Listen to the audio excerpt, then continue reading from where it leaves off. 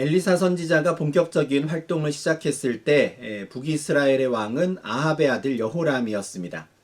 여호람의 아버지 아합은 그 어떤 왕보다도 바알과 아세라를 열심히 섬긴 왕이었지요. 그러나 여호람은 아버지가 만든 바알 신상을 없애는 일을 했습니다. 이전만 본다면 여호람은 아버지와는 달리 하나님을 잘 섬긴 좋은 왕이었나 보다라는 생각이 들지만 실상은 그렇지 않습니다. 그는 바알 대신에 금송아지 우상을 섬깁니다. 그가 섬긴 금송아지 우상은 북이스라엘의 첫 번째 왕이었던 여로보암이 만든 것이었습니다. 바알이나 금송아지나 하나님 보시기에는 다 똑같은 우상입니다. 그래서 3장 2절을 보시면 여호람도 여호와 보시기에 악을 행한 왕이라는 평가를 받습니다. 바알을 섬겼던 아버지 아합과 똑같은 평가를 받은 것입니다. 그런데 이 여호람이 북이스라엘을 다스리는 동안 모압의 왕 메사가 반역을 일으켰습니다. 모압은 가나안 땅 남쪽에 있는 사해, 그 동쪽에 있는 나라였는데 그들은 오랫동안 이스라엘을 섬겨왔습니다. 다윗 시대부터 그들은 이스라엘의 속국이 되어서 조공을 바쳤는데 여호람의 아버지 아합 시대까지도 그들은 그렇게 했습니다. 그런데 아합이 죽고 여호람이 왕이 되자 더 이상 그들은 조공을 바치지 않겠다고 이스라엘에 대해 반역을 일으킨 것입니다. 이제는 자신들이 이스라엘과 맞설 수 있는 대등한 수준이 되었다고 판단한 것이죠. 여호람 입장에서는 괘씸한 상황이 된 겁니다. 그래서 그는 모압과 전쟁을 하기로 결심을 하고 북이스라엘의 수도인 사마리아에서 군사를 일으켜 출정을 합니다.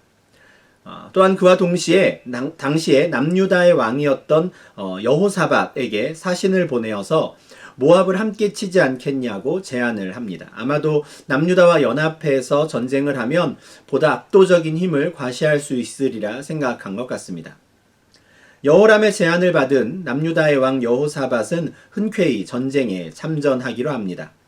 그리고 두 왕은 모압의 북쪽과 남쪽 경계 중에서 어느 곳을 공격해 들어갈 것인지에 대해 의논합니다. 만약에 북쪽으로 공격해 들어간다면 이제 요단강을 건너가야 할 것이고 남쪽으로 공격한다면 가나안 땅 남쪽의 광야 지역을 지나서 사해를 빙 돌아서 올라가야 합니다. 이에 대해 여호사밧은 에돔 광야길로 가자고 제안합니다. 사해를 빙 둘러서 행군하여서 모압의 남쪽 경계를 치고 들어가는 게 좋겠다는 의견이었습니다. 여호람도 이 제안에 동의를 합니다. 학자들의 연구에 따르면 당시 모압이라는 나라의 북쪽 경계 지역은 요새화되어 있었다고 합니다. 그래서 공격해 들어가기가 참 어려웠기 때문에 북쪽보다는 남쪽이 더 수월할 것이다 라고 판단한 것입니다. 그래서 북이스라엘과 남유다 이 연합군은 가나안 땅 남쪽으로 이동합니다. 그리고 사해를 기준으로 동쪽에 위치해 있는 모압으로 가기 위해서는 그 사해 남쪽에 있는 에돔이라는 또 민족 국가를 지나야 합니다. 근데 구절을 보면 이 에돔 왕도 북이스라엘과 남유다의 연합군에 합류한 것으로 보입니다. 모압과 마찬가지로 에돔도 오랜 시간 동안 이스라엘의 속국이었기 때문에 그들은 이스라엘의 편에 설 수밖에 없었을 겁니다. 그렇게 해서 북이스라엘과 남유다 그리고 에돔 이렇게 세 국가의 연합군이 마침내 모압의 남쪽 국경 지역에 이르게 됩니다. 남유다와 에돔의 군대까지도 자신의 편으로 만든 이 여호람 입장에서는 당장 모압에 쳐들어가서 그들을 짓밟고 혼쭐을 내주고 싶었을 겁니다. 그러나 뜻하지 않은 문제가 발생합니다. 군사들과 가축들이 마실 물이 다 떨어진 겁니다. 남유다와 에돔 광야를 빙 돌아오는 여정을 택하는 바람에 일주일 만에야 비로소 모압 국경에 도착했는데 그 사이에 마실 물이 식수가 다 떨어진 겁니다. 큰 공경에 처한 여호람은 여호와께서 우리를 불러 모아 모압의 손에 넘기려 하시는도다 라고 한탄합니다. 전쟁 준비를 꼼꼼하게 제대로 하지 않은 것은 자신의 잘못인데 여호와께서 지금 자신을 공경에 빠뜨렸다라고 말하는 것이죠. 이 사람은 아마 일이 잘 풀릴 때는 자기가 잘한 것이고 또 내가 섬기는 금송아지가 복을 준 것이라고 말하고 곤경에 빠지면 하나님을 원망하는 사람이었던 것 같습니다. 그러나 그와 함께 있던 여호사밧은 달랐습니다. 열왕기상 22장 43절에 따르면 그는 여호와 앞에서 정직히 행하는 왕이었습니다. 역대하 19장과 20장을 보더라도 그는 남유다 왕국을 개혁하여 공의를 세우고 백성들이 하나님을 경외하도록 하기 위해 열심을 냈던 왕이었습니다. 모압과의 전쟁을 앞두고 식수가 다 떨어진 이 큰 공경에 빠진 상황에서도 그는 하나님을 향한 자신의 신앙을 그대로 드러냅니다. 여호와께 물을 만한 여호와의 선지자가 여기 있습니까? 라고 묻지요. 갑작스레 큰 어려움을 당한 이 순간에 무엇을 어떻게 해야 하는지 하나님께 여쭤보고 싶었던 겁니다. 마침 엘리사 선지자가 근처에 있다는 말을 듣고 그는 여호람과 에돔 왕을 데리고 선지자를 찾아갑니다. 그러나 엘리사는 자신을 찾아온 세 왕들을 보며 이렇게 말합니다. 내가 당신과 무슨 상관이 있나이까? 당신의 부친의 선지자들과 당신의 모친의 선지자들에게로 가소서. 이 말은 북이스라엘의 왕 여호람에게 한 말이었습니다. 여호람의 아버지 아합과 그의 어머니 이세벨이 그렇게도 애지중지했던 바알과 아세라의 선지자들이 많으니 그들에게 가서 도와달라고 말하느라는 것이죠. 이제 와서 뻔뻔하게 하나님을 찾아온 여호람을 책망하는 말이었습니다. 그러나 여호람은 아무렇지도 않습니다. 아랑곳하지 않지요. 그냥 엘리사에게 여호와께서 이 세 왕을 불러 모아 모압의 손에 넘기려 하시나이다 라고 다시 한번 하나님을 원망하며 하소연합니다. 그는 필요에 따라서 얼마든지 자신이 섬기는 신을 갈아치울 수 있는 그런 사람이었습니다. 엘리사 입장에서는 여호람이 참 꼴보기 싫었을 겁니다. 그러나 그는 북이스라엘과 남유다가 사활을 걸고 모압과 싸워야 하는 이 순간에 가만히 있을 수는 없었습니다. 그래서 내가 만일 유다의 왕 여호사밧의 얼굴을 봄이 아니면 그 앞에서 당신을 향하지도 아니하고 보지도 아니하였으리이다 라고 말하며 자신이 하나님의 뜻이 어디에 있는지 하나님의 말씀을 들어보겠다라고 합니다. 이건 엘리사가 자신의 마음을 솔직하게 드러낸 말이었습니다. 북이스라엘의 왕 여호람을 생각하면 그가 모압과의 전쟁에서 패하든 말든 상관하지 않았을 겁니다. 마음은 아프겠지만 하나님께서 징계를 내리시는구나 생각을 했을 겁니다. 그러나 그 옆에 서 있는 남유다의 왕 여호사밧의 얼굴을 보니 그렇게 못하겠다는 겁니다. 그 여호사밧 때문에라도 일단 하나님의 말씀을 내가 듣고 알려주겠다라고 하는 것이죠. 엘리사는 이 여호사밧이 어떤 왕이었는지 이미 알고 있었습니다. 하나님을 향한 그의 마음이 어떠하며 그가 어떤 마음으로 백성들을 통치하고 있는지 알고 있었습니다. 그래서 그는 여호람이 아니라 여호사밧을 위해서 하나님의 말씀을 듣고 전달해 주겠다고 한 것입니다. 여호람 입장에서는 여호사밧이 나와 함께 있어서 참 다행이다 라고 생각했을 겁니다. 엘리사는 검은고 타는 사람을 불러서 검은고를 연주하게 하고 그 가운데에서 여호와의 말씀을 듣습니다. 당시에는 하나님의 말씀을 듣거나 하나님과 교통하는 이런 신비로운 체험을 하기 위해서 음악을 수단으로 활용하는 경우가 많이 있었습니다. 이에 관한 대표적인 말씀이 사무엘상 10장 5절 하반절에 기록되어 있는데요. 선지자의 무리가 산당에서부터 비파와 소고와 저와 수금을 앞세우고 예언하며 내려오는 것을 만날 것이요 라는 말씀입니다.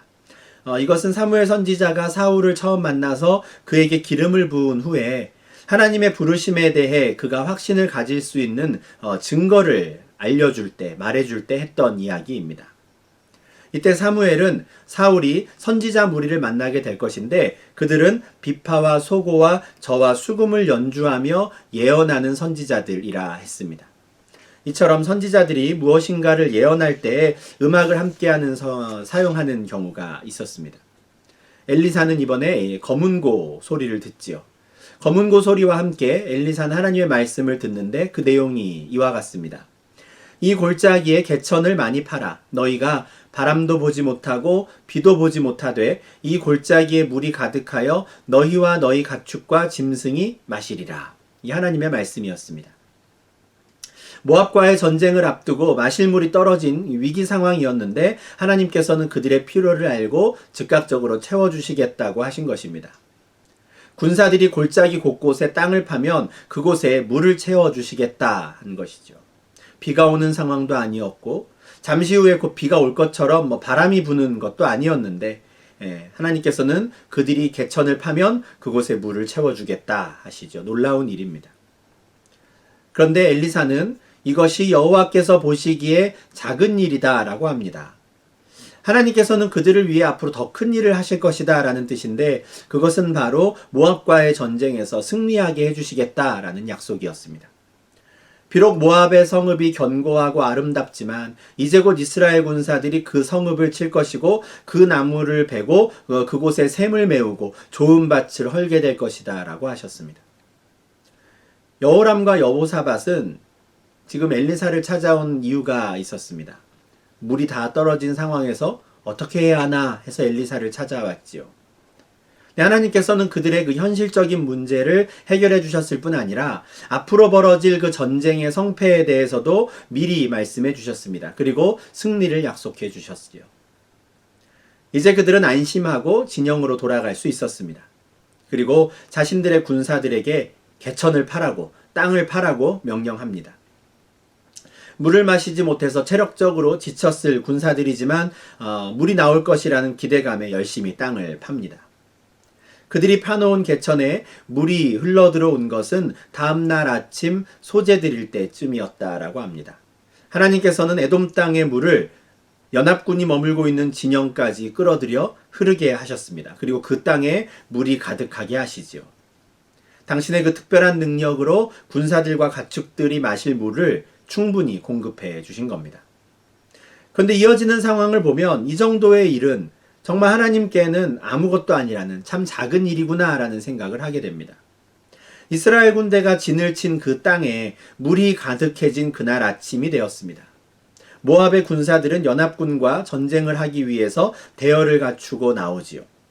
그런데 그렇게 진영을 갖추고 이스라엘 진영을 바라보니 그들의 눈에 피로 물들어 있는 이스라엘 진영이 보였습니다. 물론 그것은 진짜 피는 아니었습니다. 이스라엘 군대가 진을 친 그 땅에 하나님께서 물이 가득하게 하셨는데 아침 해가 비치다 보니 그 물에 햇빛이 반사되어서 멀리 있는 모압 군사들의 눈에는 그 물이 피처럼 보였던 것입니다. 그 상황을 지켜보던 모압의 군사들 중 한 사람이 틀림없이 저 왕들이 싸워 서로 죽인 것이다 라고 말합니다. 그리고 이 말이 모압 군사들에게 그럴듯하게 들리지요. 북이스라엘, 남유다, 에돔 이렇게 세 개 국가의 연합군이 모여서 전쟁을 하려다 보니 서로 화합하지 못하고 지난밤에 서로 칼을 겨누고 싸우다가 서로가 서로를 다 죽이고 말았다 생각하는 것입니다. 아침 일찍 일어나서 진영을 갖추고 전쟁을 준비하던 모압 군대는 이제 계획을 바꿨습니다. 전쟁이 필요 없어졌다고 생각했기 때문입니다. 이제 전리품을 수거하러 저곳으로 가자라고 말합니다. 그들은 무기 대신에 수레를 끌고 이스라엘 진영으로 향합니다. 하나라도 더 전리품을 수거해 오기 위해서 모든 군사들이 빈손으로 이스라엘 진영을 향해 걸어갔을 겁니다. 그러나 그들의 판단은 완전히 잘못된 것이었죠. 이스라엘과 에돔 이 연합군의 군사들은 오히려 그날 아침에 물을 실컷 먹고 정신을 바짝 차리고 있었습니다. 그들은 분명 갑자기 자신들을 향해 걸어오는 모압 군사들을 보고 놀랐을 겁니다. 숨을 죽이고 상황을 지켜보았을 텐데 그들의 손에 무기가 없다는 것을 확인한 순간 이스라엘 군사들은 무기를 집어들고 달려나갔습니다. 갑자기 벌어진 이 전쟁으로 인해 모압 군사들은 속수무책 당할 수밖에 없었고요. 뿔뿔이 흩어져 도망칠 수밖에 없었습니다. 이스라엘 군사들은 끝까지 그들을 추격하지요. 모압의 성읍들은 다 쳐서 무너뜨렸고요. 밭과 샘을 망가뜨렸습니다. 엘리사 선지자를 통해서 하나님께서 하신 말씀대로 그대로 이루어진 것입니다. 26절을 보면 모압 왕은 700명의 군사들을 거느리고 에돔 왕에게로 가고자 했다라고 합니다. 이 말은 이 완전히 포위된 이 모압 왕이 제일 약해 보이는 에돔의 부대가 지키는 그쪽을 뚫고 도망치려고 했다는 뜻입니다. 그러나 700명의 군사들로도 그들을 뚫고 나갈 수는 없었습니다. 더 이상 어떻게 할 수 있는 게 아무것도 없어진 모압 왕은 마다들을 데리고 성 위로 올라가서 번제를 드립니다. 모압의 신 자신이 섬기는 신 그모스에게 제사를 드린 것인데 그가 드린 번제의 제물은 그가 데리고 올라간 맏아들이었습니다. 모압의 신은 사람을 제물로 바치는 것을 좋아하는 신이었기 때문입니다. 그런데 모압 왕이 인신 제사를 드린 후에 이스라엘에게 크게 경노함이 임했다라고 합니다. 이 구절에 대한 해석이 쉽지 않죠. 마치 모압의 신 그노스가 이스라엘에게 화를 낸 것처럼 그렇게 보입니다. 그러나 이 구절에 경노함이 임했다라는 것은 섬뜩한 느낌의 이 당황스러움이 이스라엘 진영에 미쳤다라는 것으로 이해하는 게 좋겠습니다. 성 위에서 모압 왕이 자신의 아들을 태워 죽이는 것을 본 이스라엘은 다 섬뜩함을 느낀 것이죠. 굉장히 당황합니다. 이 일로 인해 전쟁에 대한 집중력이 떨어진 연합군은 이제 각 나라로 흩어지게 된 것이죠. 27절 말씀은 이렇게 이해하는 것이 좋을 것 같습니다. 그런데 이 오늘 본문 우리가 살펴본 내용에서는 엘리사가 선지자로서의 어떤 특별한 능력을 발휘했다고 할 만한 내용을 찾기는 어렵습니다. 그가 하나님의 말씀을 듣고 대언한 대로 모든 일이 진행된 것은 참 인상적이지만 지난주에 보았던 것처럼 엘리야의 겉옷으로 요단강을 쳤더니 요단강이 이리저리 갈라지는 것처럼 이런 이적을 직접적으로 행하지는 않습니다. 그럼에도 불구하고 이 모압과의 전쟁 속에서 엘리사의 역할이 돋보입니다. 그는 이스라엘의 왕들과 하나님을 연결하는 역할을 하는데 이것은 엘리야 선지자의 후계자임을 다시 한번 보여주는 증거가 됩니다. 2장 12절에서 하늘로 들려 올라가는 엘리야를 보며 엘리사는 내 아버지여 내 아버지여 이스라엘의 병거와 그 마병이여 라고 외쳤었습니다. 그동안 엘리야는 이스라엘을 지키는 병거와 마병의 역할을 했던 사람이었습니다. 그런데 오늘 본문은 엘리사가 이스라엘의 새로운 병거이자 마병이 되었음을 보여줍니다. 엘리사가 있기에 이스라엘은 하나님의 보호를 받는 군대가 될 수 있었고 엘리사가 있기에 이스라엘은 전쟁에 나가기도 전에 이미 승리를 보장받는 말씀을 받을 수 있었습니다. 비록 엘리야는 이 땅을 떠났지만 하나님께서는 여전히 이스라엘을 돌보셨고 그들을 위해 싸우셨으며 그들에게 승리를 안겨주셨습니다. 엘리사는 이와 같은 하나님의 크신 능력과 사랑을 이스라엘의 왕들에게 선포하는 병거와 마병의 역할을 담당하는 선지자가 된 것입니다. 오늘 본문 말씀을 이것을 확증해주는 증거가 되는 것이죠. 그런데 엘리사가 왕들에게 했던 말들 중에 매우 인상적인 말이 있습니다. 바로 14절에서 내가 만일 유다의 왕 여호사밧의 얼굴을 봄이 아니면 그 앞에서 당신을 향하지도 아니하고 보지도 아니하였으리다 라고 한 말입니다. 우리는 성경을 통해서 하나님의 백성들의 구원의 날이 악한 자들에게는 심판의 날이 되는 것을 잘 알고 있습니다. 온 산이 잠기는 홍수가 시작되기 전에 노아가 방주에 들어갔는데 그날은 방주 밖에 있는 자들에게는 심판의 날이었죠. 이스라엘 백성들이 애굽을 떠나던 그날 밤이 이스라엘 백성들에게는 놀라운 구원의 밤이었으나 애굽 사람들에게는 가장 극심한 슬픔에 몸부림쳐야 했던 심판의 날이었습니다. 이처럼 하나님의 구원과 심판은 동전의 양면과 같이 동시에 함께 나타나는 경우가 많습니다. 그런데 이런 원리에 따르면 남유다 왕국의 여호사밧에게는 구원이, 북이스라엘의 여호람에게는 심판이 주어져야 합니다. 그러나 하나님께서는 여호람도 환난 중에 건져주시고 심지어 에돔 왕에게도 승리를 안겨주십니다. 왜 그렇게 하십니까? 여호사밧이 그들과 함께 있었기 때문입니다. 여호사밧이 아니었다면 하나님께서는 여호람에게 아무 말씀도 하지 않으셨을 겁니다. 엘리사도 그에게 내 아버지와 어머니가 섬기던 바알의 선지자들을 찾아가라 라고 하고는 입을 닫았을 겁니다. 하나님의 구원의 은혜는 하나님만을 섬기는 하나님의 백성들에게 주어지는 것이지 금송아지 우상을 섬기는 악한 자들에게는 주어지는 것이 아니기 때문입니다. 그러나 그 악한 왕 여호람 옆에 여호사밧이 있었습니다.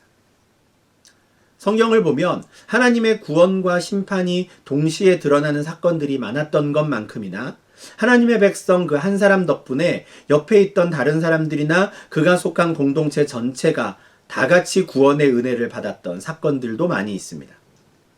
아브라함 덕분에 롯은 소돔성이 멸망되는 중에도 목숨을 건질 수 있었습니다.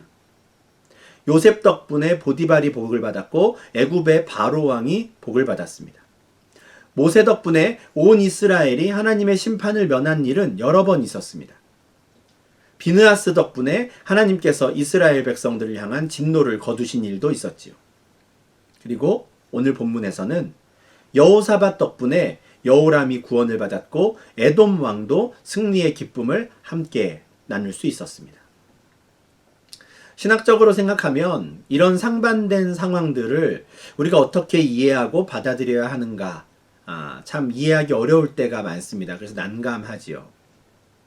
그저 하나님께서 이렇게 하실 때도 있고 저렇게 하실 때도 있나 보다라고 받아들이는 게 최선인가 라는 생각도 좀 들지요. 그렇지만 참 두 상황을 조합을 이루기가 참 쉽지는 않습니다. 그런데 오늘 본문과 같은 이런 상황, 하나님의 백성 한 사람 덕분에 주변에 있는 사람, 심지어 그가 악한 자라 하더라도 하나님의 은혜와 축복을 함께 받는 이런 상황을 잘 설명할 수 있는 말로 우리가 자주 쓰는 말이 있습니다. 바로 축복의 통로라는 표현입니다. 하나님의 백성들이 축복의 통로가 되어서 그들에게 임한 하나님의 축복이 그와 함께하는 사람들에게도 미치는 경우가 종종 있습니다. 덩달아 복을 받는 사람들은 아직 하나님을 모른다 하더라도, 심지어 그들이 금송아지 우상을 섬기는 자들이라 하더라도 하나님의 백성 한 사람이 그들 가운데에서 축복의 통로가 되어서 하나님의 은혜와 긍휼을 전하는 경우가 있습니다. 내가 만약 이와 같은 축복의 통로가 된다면 나로 인해 하나님의 복을 받을 수 있으면 좋겠다는 생각이 드는 분들이 주변에 계실 겁니다. 한 사람 한 사람 아마 머릿속에 떠오르실 것 같은데요. 그분이 하나님을 아는 분이든 모르는 분이든 상관없이 나를 통해서 저 사람이 하나님의 은혜를 경험할 수 있으면 좋겠다. 저 사람이 하나님의 구원을 경험할 수 있으면 좋겠다 하는 생각이 드는, 그런 마음이 드는 분들이 계십니다. 가장 가까운 가족일 수도 있고 옆집 이웃일 수도 있고 같은 직장에서 일하는 동료일 수도 있습니다. 우리가 정말 그들과 함께함으로 하나님의 구원의 은혜가 그들에게도 전파될 수 있기를 간절히 소망합니다. 우리가 축복의 통로가 되는 것이지요.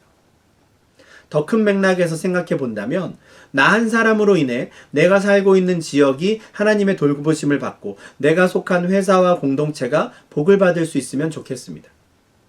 하나님께서 보실 때 악하다 하고 하실 수밖에 없는 사람이라 할지라도 우리의 얼굴을 보시고 그들을 용서하시고 구원의 은혜를 베풀어 주시기를 바랍니다. 여호람이 여호와께서 이 세 왕을 불러 모아 모압의 손에 넘기려 하시는도다 라고 말할 때 여호사밧은 우리가 여호와께 물을 만한 여호와의 선지자가 여기 없느냐 라고 했습니다. 환난을 당해서 모두가 당황하는 순간에, 그중 누군가는 하나님을 원망하는 순간에도 우리는 하나님을 향한 우리의 신앙을 드러낼 수 있으면 좋겠습니다. 하나님의 인도하심을 구하고 하나님 환난에서 건지실 그 하나님의 구원의 은혜를 구할 수 있으면 좋겠습니다. 그래서 때로는 우리가 거룩한 공동체를 지키는 병거와 마병이 되기도 하고 때로는 축복의 통로가 될 수 있기를 소망합니다. 그래서 우리를 통해서 하나님을 알게 된 자들이 그들도 우리와 같이 하나님의 기이한 빛 가운데로 나아와서 어둠 속에 있던 우리를 기이한 빛 가운데로 인도하신 하나님의 아름다운 덕을 함께 찬양하는 날이 속히 올 수 있기를 주님의 이름으로 축원합니다. 기도하겠습니다. 하나님 아버지 감사합니다. 오늘 말씀을 통하여 하나님의 구원의 신비를 다시 한번 알게 하시니 참으로 감사를 드립니다. 하나님께서 우리를 당신의 백성 삼으시고 우리가 어디에 있든지 우리를 지키시며 우리를 지키고 보호하시기 위해 때로는 아직은 하나님을 모르는 자들이나 심지어 이방신을 섬기는 자들에게까지도 동일한 은혜를 베풀어 주심을 알게 하시니 주님 참으로 감사를 드립니다. 우리가 속한 나라와 민족 공동체를 지키는 마병이 되게 하시고 병거가 되게 하시고 축복의 통로가 되어서 정말 아직 하나님을 모르는 자들에게 주의 사랑과 은혜를 전하는 주의 백성들 되게 하여 주시옵소서. 우리로 말미암아 하나님의 긍휼을 풍성함을 알게 되고 하나님의 능력의 위대하심을 알게 된 자들이 그 바깥 어두운 곳에서 이제는 기이한 빛 가운데로 돌아와 우리와 함께 주님을 찬양할 수 있는 날이 속히 오기를 원하오니 주님 긍휼을 베풀어 주시옵소서. 정말 우리가 주님께 귀하게 쓰임받는 도구가 되게 하시고 우리가 하나님께 간구하고 기도할 때에 우리의 기도와 간구로 우리의 나라와 민족이 살게 하시고 우리가 속한 교회와 공동체가 살아나게 하시며 아직 하나님을 모르는 자들이 주님을 두려워하며 주께 나아올 수 있는 그날이 속히 오기를 주님 소망합니다. 하나님 우리를 그렇게 사용하여 주시며 우리가 언제나 주님의 뜻을 구하며 환난 속에서도 우리를 건지시고 포기하지 않으시는 하나님의 사랑을 날마다 바라며 나아가는 저희가 될 수 있도록 인도하여 주시옵소서. 예수님 이름으로 기도합니다. 아멘.